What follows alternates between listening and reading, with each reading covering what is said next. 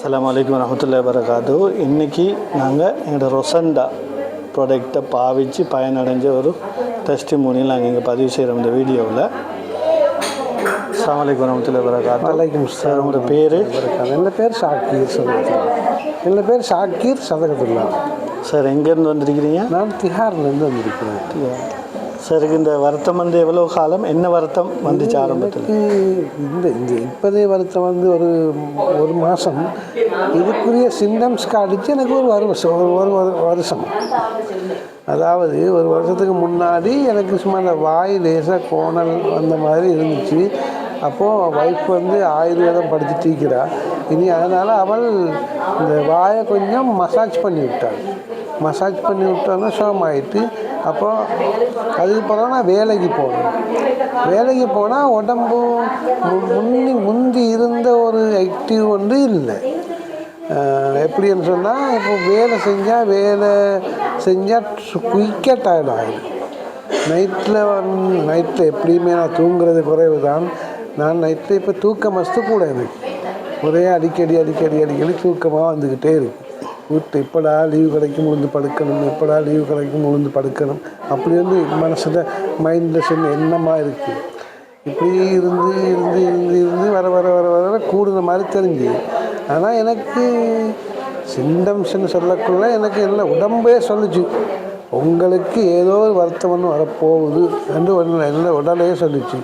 அது இந்த வருத்தம்னு சொல்லி எனக்கு வழங்கலை. இனி அப்படி இருக்கக்குள்ள கொழும்புலேருந்து ஒரு நாள் வேலை முடிஞ்சு அதுக்கு பிற்பாடு உங்களோட உடம்புல சுகர் லெவல் எப்படி இருந்துச்சு? சுகர் லெவல் வந்து 72. ஓ. ப்ரெஷர் வந்து 150க்கு 90. 150க்கு 90. ஓகே. அதுக்கு பிற்பாடு எப்போ இந்த கைகால் வழக்கம் குறைஞ்சது?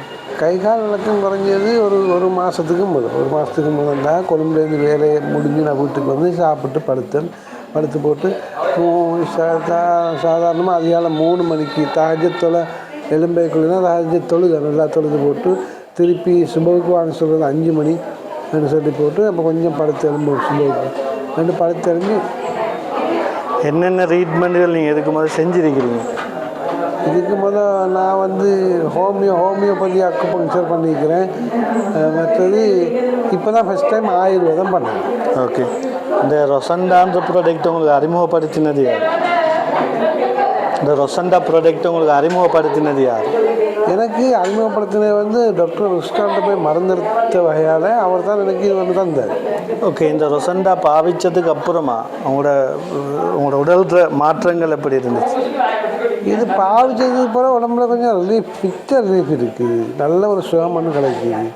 மற்றது இது பாவிச்சதால் ஆரம்பத்தில் கைகாலெல்லாம் தூக்கலாம் இருந்துச்சு. இப்போ எனக்கு கைகாலெல்லாம் தூக்கக்கூடிய மாதிரி இப்படி இதெல்லாம் தூக்கக்கூடிய மாதிரி இருந்துச்சு. இப்போ சுயமாகவே நடக்கிற அளவுக்கு இருக்குது. சுயமாக நடக்கலாம். ஸோ இதால் உங்களுக்கு நீங்கள் எந்த அளவுக்கு பெனிஃபிட் இருக்குதுன்னு சொல்லி நினைக்கிறீங்க? இன்ஷா அல்லாஹ் இதால் பெனிஃபிட் இருக்குதுன்னு சொல்கிறேன். இன்ஷா அல்லாஹ் தொடர்ந்து குடிச்சு பார்க்க போகிறேன். ஓகே. இது எவ்வளோ காலம் பாவிக்க சொல்லி உங்களுக்கு ஒரு அட்வைஸ் பண்ணியிருப்பாங்களே? எனக்கு தொடர்ந்து 45 நாள் 3 பேக்கெட் பாவிக்க சொன்னாங்க. 45 நாள் தொடர்ந்து அதே மாதிரி இந்த 3 மாதம் பாவிக்க சொல்லிக்கிறாங்க. ஓகே. இன்ஷா அல்லாஹ் அவங்களோட மேலும் நீங்கள் இதை பாவிச்சு இப்போதைக்கு நீங்கள் 2 பேக்கெட் பாவிச்சிருக்கிறீங்க. இப்போதைக்கு நான் 2 பேக்கெட் பாவிச்சேன். ஓகே. நீங்கள் 3ஆவது பேக்கெட் பாவிக்க போகிறீங்க. ஸோ இன்ஷா அல்லாஹ் அதுக்கு மேலேயும் நீங்கள் பாவித்து இதனூடாக பூரண சுகமடைய நாங்கள் எல்லாம் இறைவன்